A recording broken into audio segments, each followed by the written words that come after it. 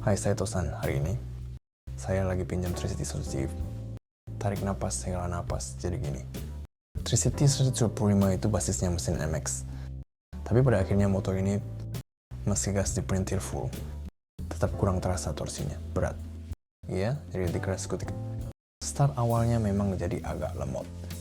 Ya, mau gimana lagi? Nah, dengan Tricity 125 ini sekarang, saya lagi di jalan pinggiran yang bagus. Mungkin jalan utama dan enak dilalui. Di jalan begini Tricity 125 tuh cocok banget. Iya, memang benar-benar jagonya. Rasanya pengen terus dipakai di jalan kayak gini. Soal ciri utama Tricity 125, ya stabilitas. Iya, stabil banget. Stabil banget pas di bawah jalan. Terasa seperti di atas kelasnya. Memang ada rasa overclass. Kalau ditanya stabilnya gimana, ya mungkin jarak wheelbase juga ngaruh. Tapi karena dasarnya ini roda 3, dan kalau ditanya yang paling utama, ya setirang kaki-kakinya. Arahannya agak ke sporty, meski tidak sampai keras banget. Ya, simpelnya karena roda 3. Jadi memang lebih stabil. Itu sih poin utamanya. Mungkin begitu. Tapi di 30 km, atau sekitar 20 km/jam ban depan, terasa seperti motor 2 roda lincah. Stangnya juga terasa belok sendiri karena self steer, tapi begitu masuk 40-50 km/jam, nah stabilitasnya itu jadi karakter utamanya. Ya memang sih, iya. Kalau kaki-kakinya terlalu empuk di Tricity 125 sampai minim rasa nempel, itu juga bisa jadi masalah. Kalau begitu seteran sekarang ini memang lebih pas menurut saya. Iya, bahkan tanpa dibikin lembut pun, karena ban ada 3, benturannya minim. Sudah lama tak naik Tricity 125, tapi ini pakai rete tunggal di shock belakangnya. Bahkan shock belakangnya malah pakai twin shock. Dan meski rate-nya tunggal tadi di minimarket mungkin, bukan, supermarket nih, ya sama saja sih. Kan ada polisi tidur yang biasa, yang lumayan keras itu. Kalau rate tunggal harusnya lebih mantul sedikit juga wajar. Lebih mantul sih boleh, tapi sama sekali nggak sama sekali. Nggak mantul sama sekali. Mungkin itu ya. RMW. Kompleksitas RMW bikin redaman beda. Ya benar. Pas kena polisi tidur ban depan tuh, waktu turun di titik sini, pas jatuh di sini itu udah redam kejutnya halus banget, serius. Kerasa banget di kelas 125 begini. Suspensi depan begini jarang ada. Kayak bahkan nggak ada rasa yang sama sensasi begini. Sensasi begini, hembus napas. HV keluar di 46 km/h, serius. Ini VVA lagi aktif. Cek 1000 RPM ya. Tarik napas. Ya emang gitu sih, gitu. Berarti setelahnya Spectricity, rasanya VVA aktif dari RPM rendah. Gitu, kalau W125 ya. Sekitar 6000 akhir ya. 700-100an kalau NMAX. Sekitar 6200. Cygnus Griffus sih. Agak beda tiap model motor. Timing aktif VVA emang beda tipis. Ya menurut gue gitu, memang agak gitu ya. Kalau VVA pas namanya bau aktif pun feel torsinya enggak terlalu kerasa. Bukan soal torsi, lebih ke jalannya jadi haus. Tapi nilai plus model ini itu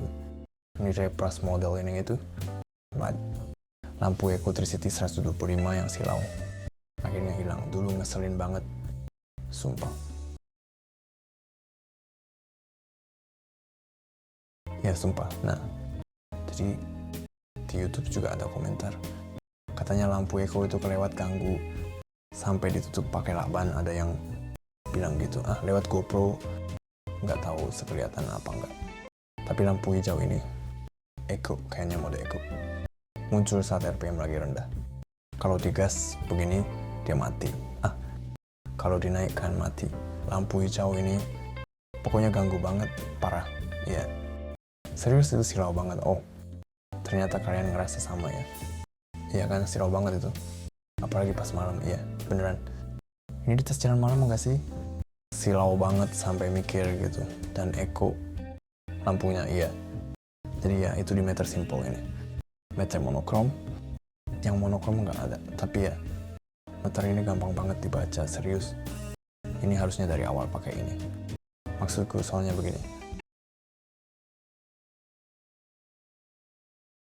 Buat Matic 120 versi Yamaha lain juga. Ya, maaf ya soal X-Max itu. Meter yang awal itu. Tahun 2024 ya, full monokrom. Monokromnya LCD TFT. Sempat keluar dual display, tapi itu yang ini lebih gampang dibaca. Hari ini matahari terik banget sekarang dan tetap nggak silau, jelas mending ini. Ini pilihan yang tepat. Ya mungkin munculnya belakangan sih. Kalau hasil pengembangan terus-terusan itu keren sih, dan yang ini memang lebih bagus, jelas ada peningkatan nyata. Oke, dari sini kita masuk review rangkuman, bahas soal performa jalan ya. Mau aku rangkum, dan tadi di tengah video juga sudah kelihatan dibanding model awal memang arah sorot dan sebaran cahayanya. Headlightnya projector light, mungkin karena udah diganti juga, tapi jelas jauh lebih baik. Di footage lama kira-kira begini lampunya, bukan cuma arah sorot, tapi sebaran samping kurang, jadi di gunung rasanya ngeri. Tapi sekarang lumayan membaik menurutku. Selain itu nuansa cyber, di desainnya juga jadi peningkatan besar. Lalu berikutnya posisi kaki. Soal ini karena 3 roda terlihatnya kayaknya jelek buat napak, tapi tinggi 182 cm. Pas aku naik napak kakinya cukup bagus. Tapi walau napaknya bagus, tristy model manga pun tetap terasa berat. Jadi manuver saat parkir lumayan susah. Itu kesan jujurku. Lalu putar balik juga memang terasa sulit. Jujur aja. Terus ada cas type C, lalu kantong dalam dan pijakan kaki. Kantong dalam dan pijakan kaki, musik,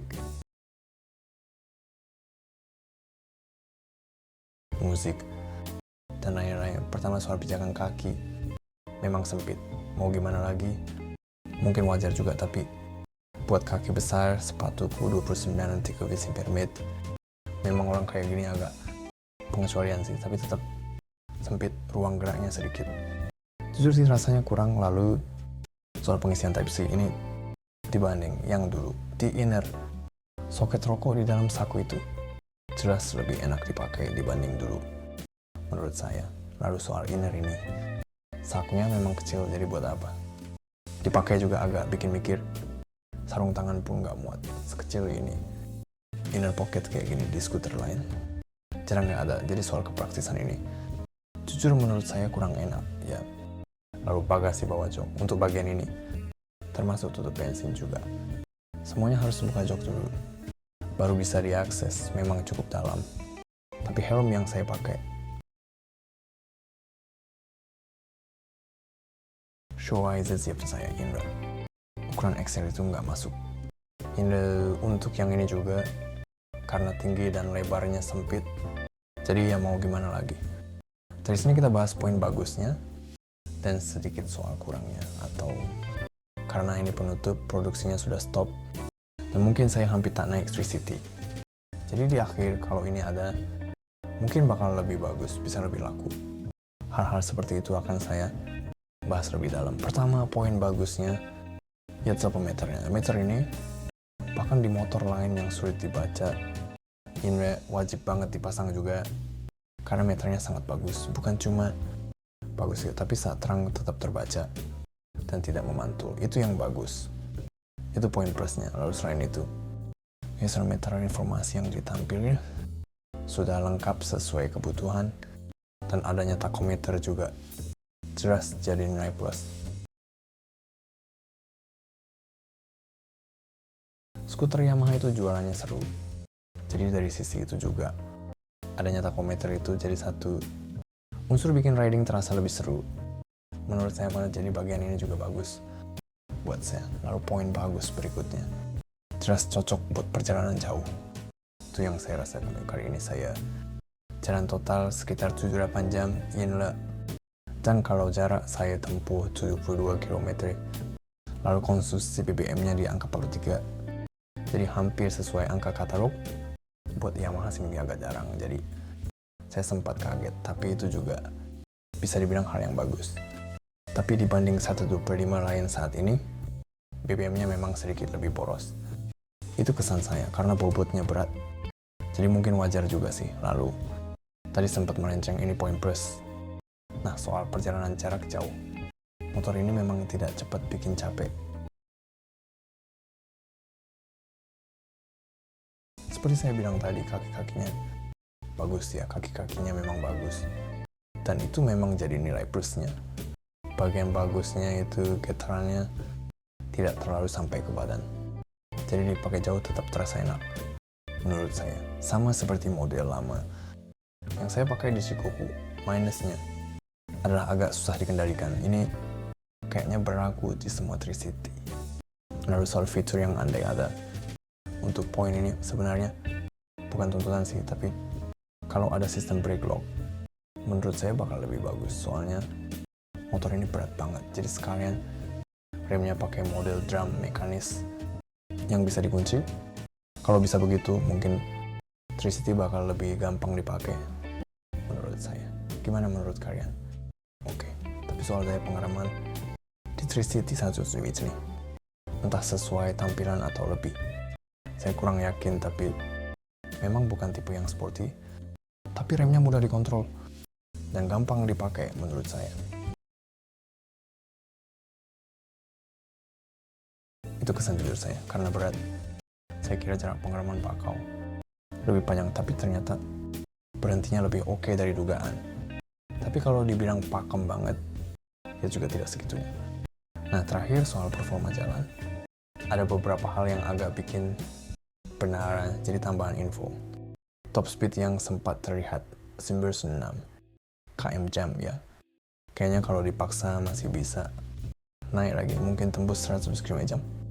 Menurut saya. Lalu soal tanjakan, seperti flyover di Tokyo, naik turun terus begitu. Nah, saat nanjak di atas 70 km jam, akselerasinya terasa lebih lambat. Sensasi speed yang naik cepat itu setelah 70 km jam jadi hilang. Bahkan saat VVS sudah aktif, setelah itu speed susah naik. Jadi begitu.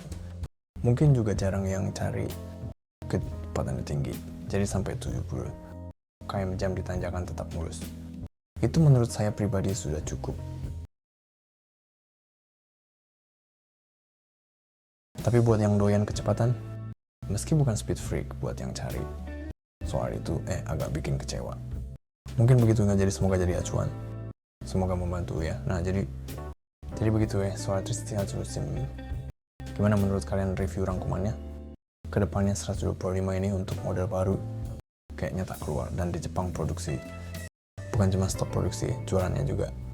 Seingat saya sudah berhenti, jadi mungkin sudah jarang bisa ditunggangi lagi. Tapi model terakhirnya matang banget sih. Tapi kalau lihat harga kenaikannya memang gila. Jadi soal value for money itu jujur bikin saya agak mikir juga. Kalau suka videonya, like dan subscribe.